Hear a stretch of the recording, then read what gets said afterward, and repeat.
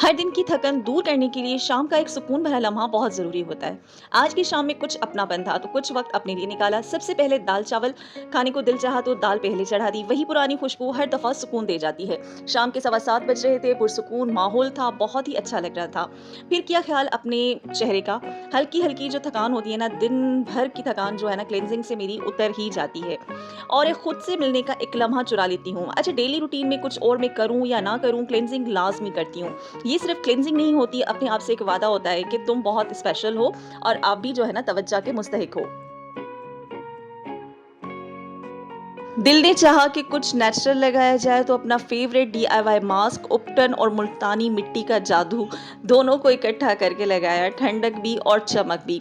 जिंदगी की दौड़ में खुद को भूल जाना आसान होता है, पर जब खुद से मुलाकात होती है तो सुकून का हर कोना जो है ना, सुकून का महसूस होता है। मास्क लगाया, उसको ड्राई होने के लिए रखा।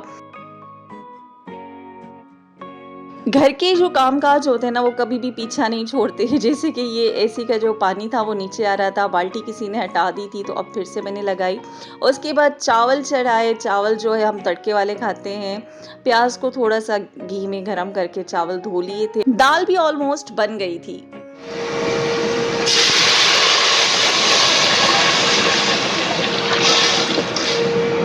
चावल में पानी डाल दिया था। अब चावल को जो है ना, मैं सिम आँच पे रख दूँगी और ये पकते रहेंगे। तब तक जो है मैंने जो है वो रेडी कर ली। उसमें बेसिक मसाले, धनिया वग़ैरह डाल दिया। अच्छा, मैं इसमें जो है लहसुन पहले डाल देती हूँ, तो मैं इसमें हरी मिर्च का बघाड़ लगाती हूँ।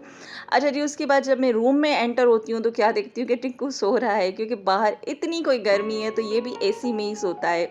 अच्छा, ये सारे काम करने के दौरान मेरा जो मास्क था वो काफ़ी अच्छी तरीके से ड्राई हो चुका था, तो पहले मैंने उसको हल्के से मसाज किया और उसके बाद रिमूव कर दिया, साफ़ कर दिया। चेहरा बिल्कुल डन हो गया और मैं काफ़ी मुतमईन हो गई थी।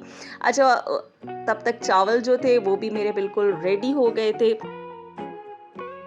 अपनायत कभी किसी फैंसी खाने में नहीं, बल्कि एक सादा सी प्लेट में छुपी होती है। दाल चावल की भाप में यादें बस जाती हैं। अच्छा जी, यही थी मेरी इवनिंग रूटीन। मुझे ज़रूर बताइएगा आपको कैसी लगी।